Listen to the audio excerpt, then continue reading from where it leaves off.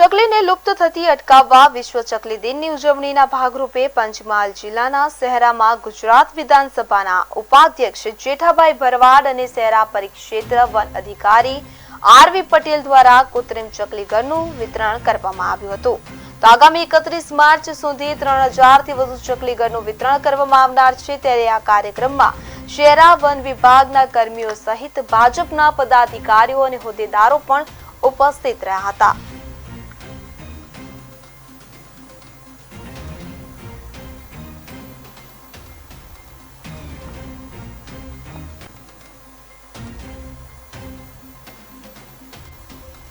जी sir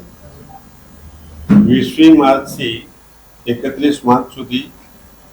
20મી માર્ચે વિશ્વ ચકલી દિવસ હોવાના કારણે ચકલી પ્રજાતિનું લુપ્ત થતું હોવાના લીધે માટે અમારા શહેરના આરએફઓ શ્રી પટેલને બેઠા હતા ચર્ચા કરી કે ભાઈ આવું ચકલી જેવી નાનામાં નાની પક્ષીઓ લુપ્ત થતા જાય છે, જેના કારણે એમને અને મને પણ વિચાર આવ્યો કે આપણે ચકલીનો માળો આખા તાલુકામાં દરેક જગ્યાએ કાર્યકર્તાઓને આપીએ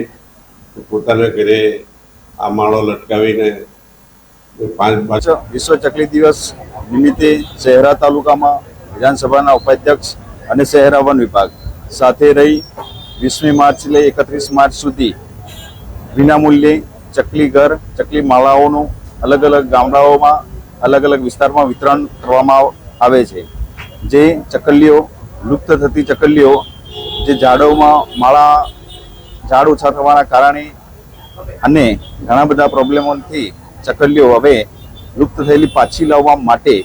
એક પ્રયત્નો કરી રહ્યા છીએ કે જે ઘરની અંદર આપણે આ ચકલી માળાનું